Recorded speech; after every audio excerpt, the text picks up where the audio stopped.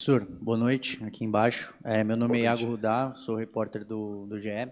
Eu queria perguntar sobre bola parada, né? Na sua coletiva na Argentina, você citou que você tem tido muito pouco tempo para trabalhar, que de fato você tem pouco tempo para trabalhar por conta do calendário, e da importância de trabalhar a defesa, né? Foi uma fala que você falou ali.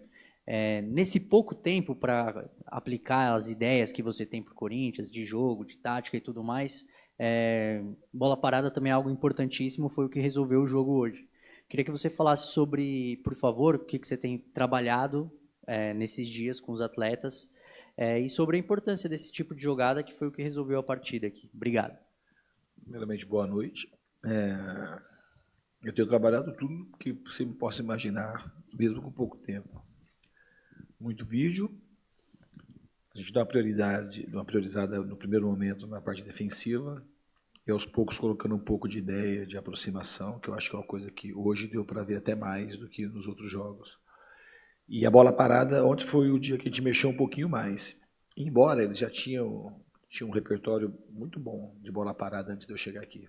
Então eu estou aproveitando os bons trabalhos que foram deixados aqui, tanto do Ramon Dias quanto do Dorival.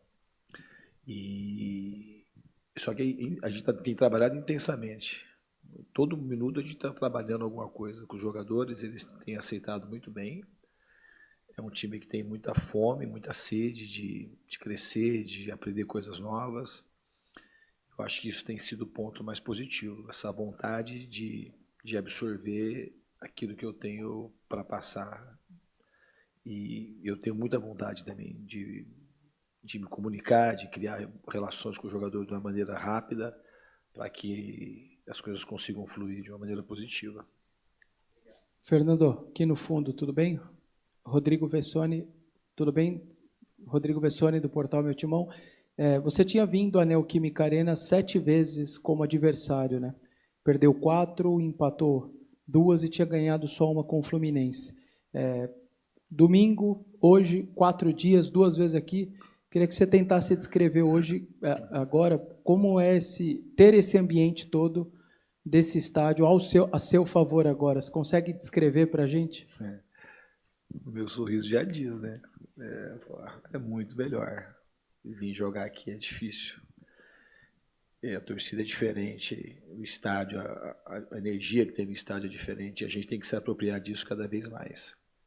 Criar essa simbiose com a torcida, que ela seja cada vez mais profunda e que a gente represente cada vez mais o torcedor corintiano, que é ter garra, lutar, não desistir. São coisas que eu prego na minha vida o tempo todo, para os jogadores, para os meus filhos, na minha casa, meus amigos. Então essa afinidade eu sempre tive com essa casa aqui, sabe? Então para mim é um motivo de muita alegria estar aqui no Corinthians, muita alegria mesmo. Estou muito feliz, me sinto muito parte de tudo isso. Eu falei, eu sou um cara oriundo aqui da Zona Leste, minha vida toda é na Zona Leste. Então eu tenho 52 anos de idade, 52 anos de Zona Leste, de periferia e depois, quando as coisas melhoraram, de Tatuapé. Então eu sei bastante o que é a região onde o Corinthians foi criado, eu sei da história do clube e para mim é muito gratificante, é emocionante estar aqui. E eu confesso que no jogo do Palmeiras, quando entrei, o estádio daquele jeito, eu fiquei emocionado antes de começar o jogo. É muito bom estar aqui.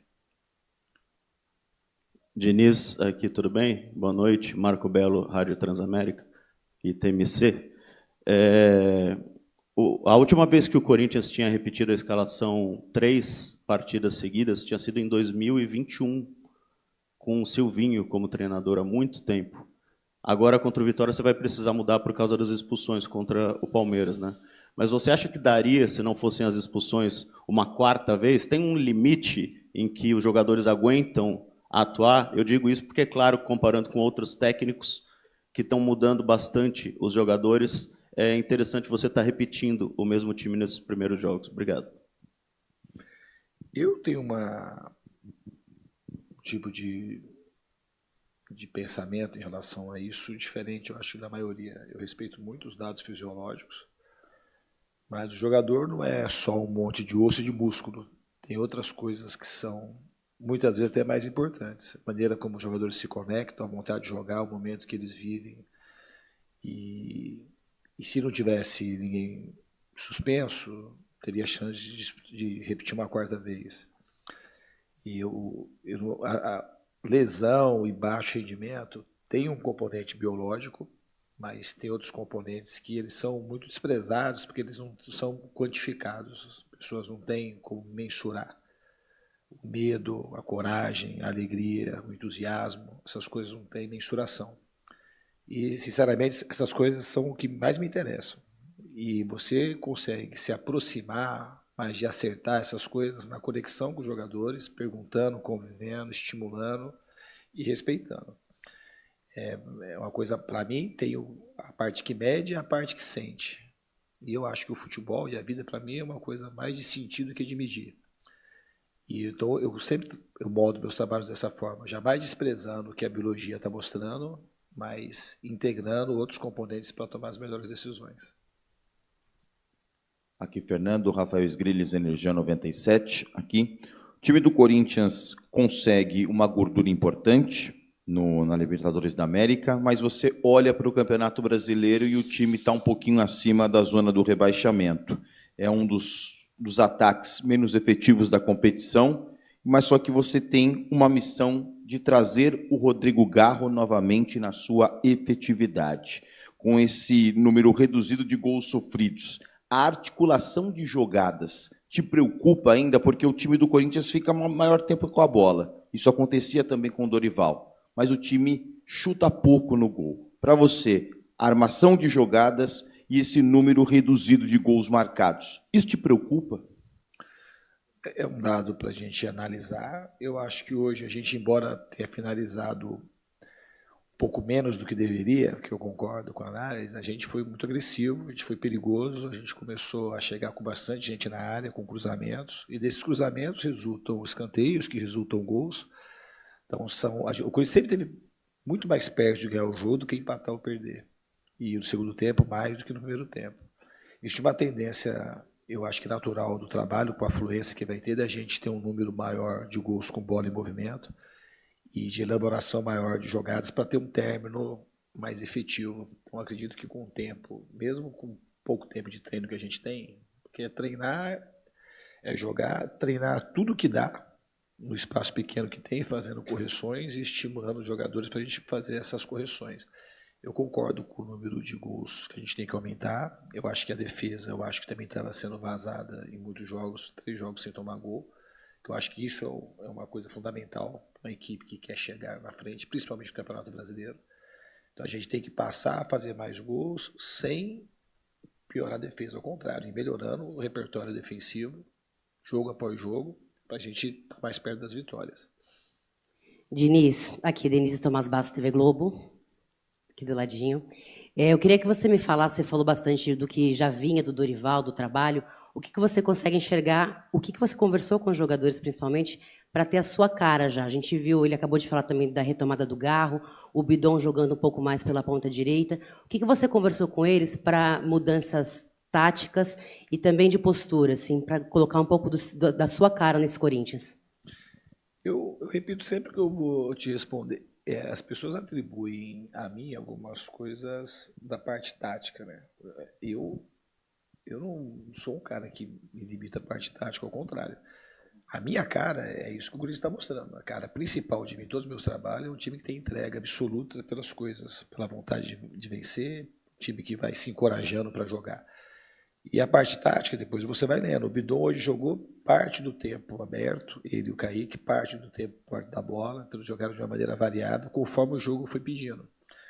Então isso foi uma coisa que é um pouco do que a gente foi treinando já nessa semana que a gente tem de treinamento, que 3 jogos uma semana, e nos treinamentos a gente foi meio que posicionando e mostrando como é que a gente poderia jogar um pouco melhor contra linhas mais defensivas, como era o jogo de hoje, que era uma possibilidade de acontecer. Então, quando o Bidon vai para o lado e o Kaique, é uma maneira de dar um pouco mais de amplitude, ter um pouco mais de cruzamentos com velocidade e com uma boa entrada de gente na área. O Corinthians já é um time que joga de maneira associada desde o ano passado e tem um jogo por dentro muito elaborado. Hoje, no jogo de hoje, era um jogo que pedia um pouco mais de jogo pelos lados. Eu acho que a gente conseguiu variar. Obviamente que falta bastante coisa, mas eu acho que teve o repertório deu uma melhorada. Diniz, tudo bem? À sua direita, Bruno Milhões, Rádio Bandeirantes. Diniz, um dos desafios de treinar o Corinthians, e acho que você já deve ter percebido, é administrar as questões extracampo também, questões externas que acontecem praticamente diariamente no Corinthians, né? Você já, nesse pouco tempo, teve o caso do Memphis, que você já respondeu, teve também a situação agora de um pedido de impeachment protocolado contra o atual presidente Osmar Stabile. Da sua experiência do futebol, nesse pouco tempo de Corinthians, já deu para entender que esse tipo de questão externa realmente parece falar mais alto no Corinthians? E quais são suas estratégias para administrar e não deixar que esse tipo de coisa afete o desempenho do Corinthians dentro de campo? Então, a gente administra a questão externa, a gente administra o interno. Do interno, que a gente tem que administrar, eu acho que está indo muito bem. Tem um conjunto de pessoas aí lideradas pelo Marcelo, agora a chegada do Júlio, que está aqui, muito bem-vindo, nosso grande ex-goleiro, campeão pelo Corinthians, e a gente está muito feliz que ele se juntou a nós. O Thiago, o Júlio e todo o pessoal do CT. Então a gente tem que procurar blindar e administrar aquilo que a gente dá conta de administrar. A questão externa a gente nunca vai ter controle, mas a gente pode controlar o que a gente está fazendo dentro. Independente do que acontece fora, o time se sente protegido e blindado para a gente tocar as coisas que a gente tem que tocar e ter bons resultados dentro do campo. Diniz aqui, Felipe Bastos, GETV. Eu vi a mudança que você fez para o segundo tempo. Você trouxe o Ranieri como terceiro aqui e deu mais liberdade de movimentação para o Bidu, vir por dentro e abrir o campo com o Kaique. No primeiro tempo eu percebi que também faltava mais gente dentro da área. Foi isso que você pensou para o segundo tempo também? Com essa liberdade de movimentação que você deu para o Bidu, atacando todo mundo junto, né? O Mateuzinho do lado direito, o Kaique dando amplitude pelo lado esquerdo e o Bidu mais por dentro com essa liberdade de movimentação. Aí o Corinthians ficou mais agressivo. Eu acho que faltava isso para o primeiro tempo. Foi isso que você pensou para o segundo? Mais ou menos por aí mesmo. Depois que a gente fez o gol, aí mudou um pouco. Eles subiram um pouco mais a marcação. E aí quando teve a parada técnica, a gente reorganizou para fazer um jogo mais de aproximação, porque a gente estava com um pouco mais de dificuldade de sair com a bola dominada de trás, para poder montar esse tipo de estrutura com o Kaique e com o Bidon do outro lado. Mas a ideia era essa, que você deu bem no jogo aí, parabéns. Eu queria falar uma coisa que vocês não vão me perguntar, é o seguinte. O lance do André contra o Palmeiras, quando eu vi a imagem, sinceramente, eu não achei que ele fez aquele gesto para ninguém, e de fato eu perguntei para ele, e ele falou, não fiz para ninguém, então não tem a ver com o Alan. Eu acho que é bom a gente falar, porque é um garoto, e ele, da índole dele, vocês vão acompanhar a carreira do André, e muito provavelmente a carreira dele vai mostrar que ele não é um jogador que tem esse tipo de comportamento.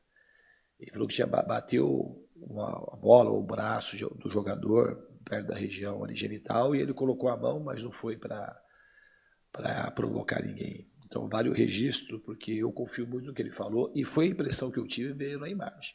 Ele não faz um gesto assintoso para ninguém e não é do comportamento dele. Esse menino é um menino que vale ouro. Ele mal abre a boca no CT, é um menino discreto, que tem um futuro brilhante pela frente, e é bom a gente proteger. Se ele tivesse feito, eu jamais ia estar aqui falando para vocês dessa forma, porque é bom para protegê-lo, porque quando você faz, você merece ser coibido e a gente chama atenção e as críticas elas tem que saber suportar. Mas no caso do André não foi isso que aconteceu. Então eu peço a vocês assim que levem em consideração essa história que eu estou contando, porque de fato, eu boto as minhas duas mãos no fogo por aquilo que ele me falou hoje, que eu perguntei. E tão humilde ele é, que ele não questionou, ele ficou envergonhado de debater com o árbitro e de ter um tipo de reação mais explosiva.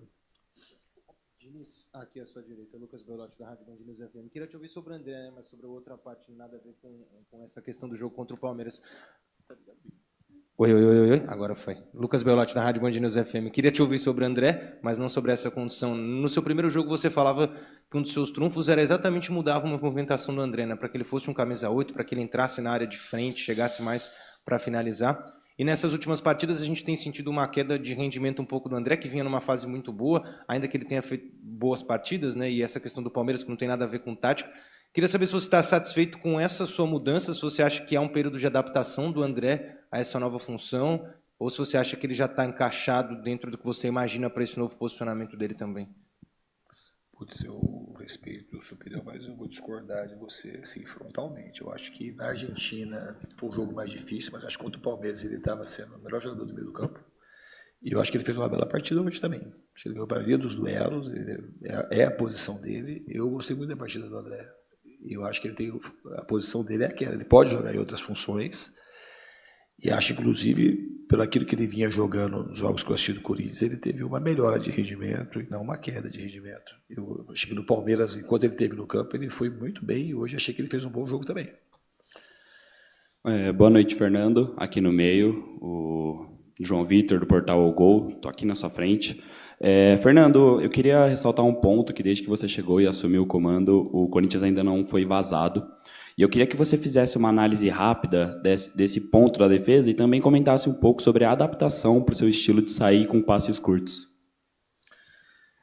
Eu acho que o fato de a gente não ser vazado não teve. Quando a gente fala no futebol, assim, as críticas, isso eu comento muito com os jogadores, quando a defesa é vazada, a gente acha que a defesa é a linha de 4, talvez o volante e o goleiro.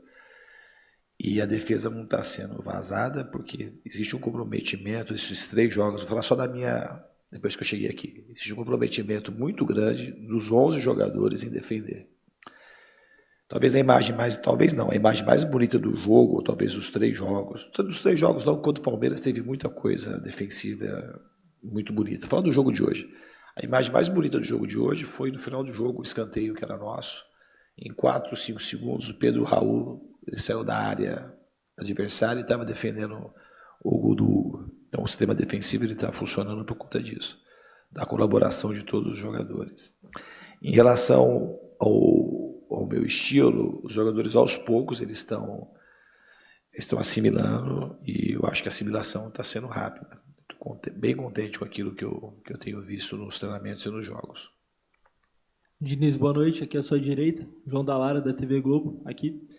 Diniz, 2 jogos e 2 vitórias na Libertadores, bom começo de Copa. Eu sei que no final de semana tem o Campeonato Brasileiro, mas na semana que vem o Corinthians já estreia na Copa do Brasil, onde nos últimos anos tem ido longe. São 4, pelo menos nas semifinais, nos últimos 4 anos o Corinthians chegou e foi campeão ano passado contra o seu antigo clube, o Vasco. Eu queria saber agora, do outro lado, como é defender esse título pelo Corinthians em Copas. Para mim é motivo de alegria, né? Ainda bem que eu estou aqui agora, afinal de contas, se o Corinthians tivesse ganho a Copa do Brasil, a gente não estaria nem conversando hoje, né? Não estaria na Libertadores. Então, para mim é motivo de muita alegria. O Corinthians tem esse histórico recente, mas a coisa mais importante agora, nesse momento, é o jogo que a gente tem com o Vitória. A gente sabe que é um jogo muito difícil. O Campeonato Brasileiro é uma maratona de jogos, no qual